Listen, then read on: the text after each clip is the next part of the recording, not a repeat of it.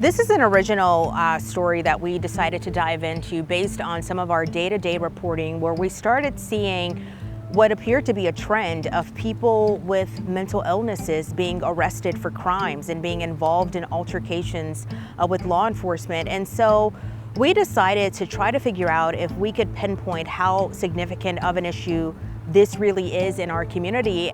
We started out by trying to track down cases and data through the clerk of court. That led us to a dead end. And what really became so surprising for us in all of this is that there really isn't one agency that's tracking just how significant of a problem this is. And that's when we started digging to try to figure out if we could try to share a story like this. I walked into the jail to meet with the sergeant to start our interview.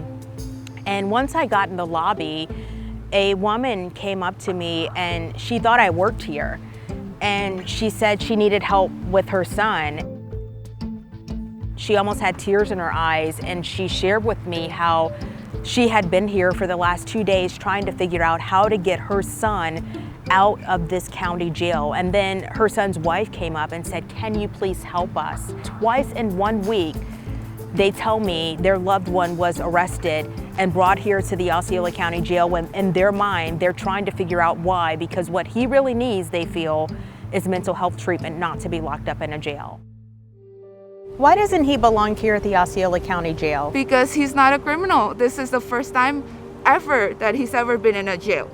He graduated from a good college, you know, he had a good job. He was working with a good job, and we're just here for vacation, and we're trying to move here to Florida.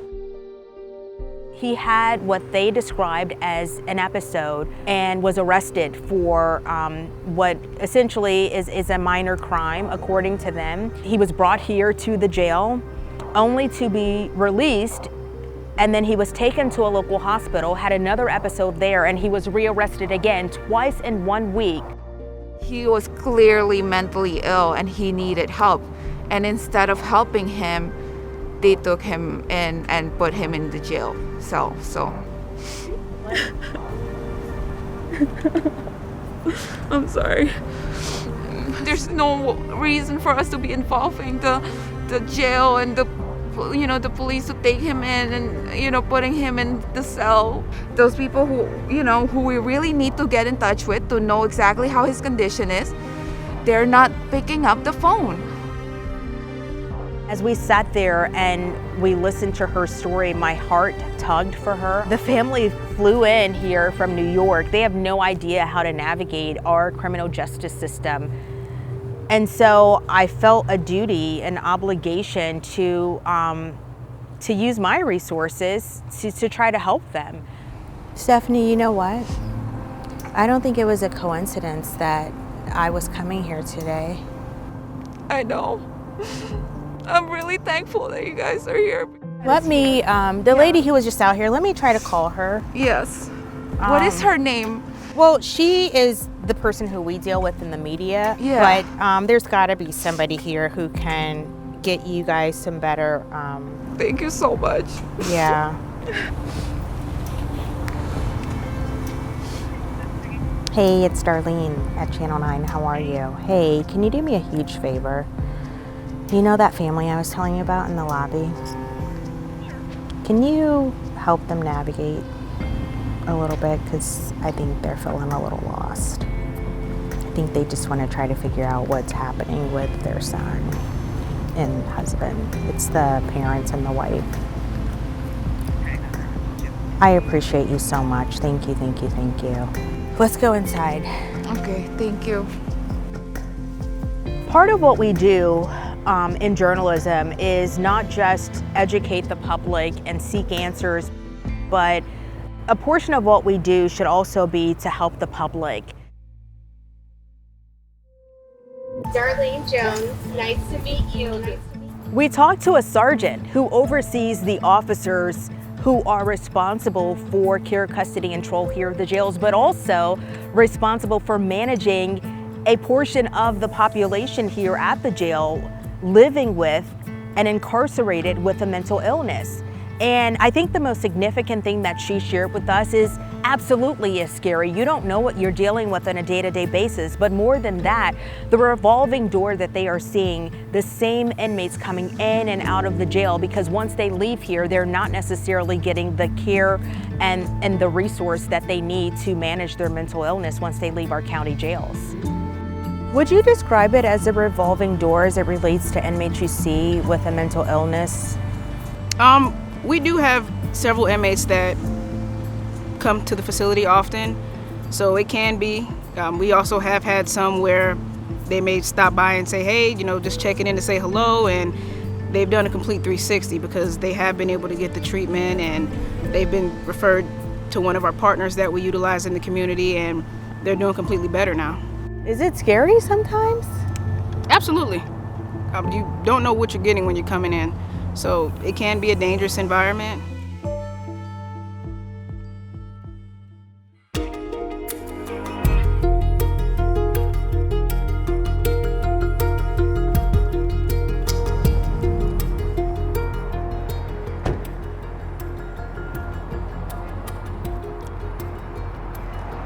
So we are here now at the Orange County Administration Building. We are meeting the Assistant Medical Director for Orange County Corrections. She, in part, oversees the medical unit at the Orange County Jail. I personally feel that, the mental health population should be in a hospital setting, a mental health facility. Using prescription data from local county jails, we found anywhere from 22 to 45% of the inmate populations within these counties are on psychotropic drugs, used to manage those mental illnesses caused by a chemical imbalance in the brain. But that care is short-term. Here's the Assistant Medical Director at the Orange County Jail, serving one of the largest mental health populations in Central Florida. Do we have enough resources in the community to help long-term? No, we don't. So that's the thing I think we're lacking within our community, because most of our patients who have the mental health disorder, where if they agree to start treatment within our facility, they may be there for 30 days, they may be there for 3 weeks, and so they are on medication and they feel better. We don't have the liaison within the community to basically say, this is where you need to go to continue treatment, this is where you need to go to continue counseling. How long have you been with the agency? Full-time 28 years. I did a couple years reserve and I was a UCF police officer. Oh, okay. So 28 years in law enforcement or with the sheriff's office. So at the Orange County Sheriff's Office, we spoke with Sergeant VAIL, who oversees the Behavioral Response Unit. This unit was set up a little more than a year ago, specifically at the Sheriff's Office to deal with the significant, overwhelming number of calls deputies were responding to on a day-to-day basis that involve someone suffering from a mental illness. So their job is not to diagnose what the person's mental illness is, but to provide the resources for them and their family members to get the help that they need, which will reduce our number of arrests related to mental illness and reduce the number of Baker Acts. Last year, dispatchers referred 3,700 calls to the unit, but they only made it to a third because the volume is too much for the small staff. What are the resources you need now that you don't have?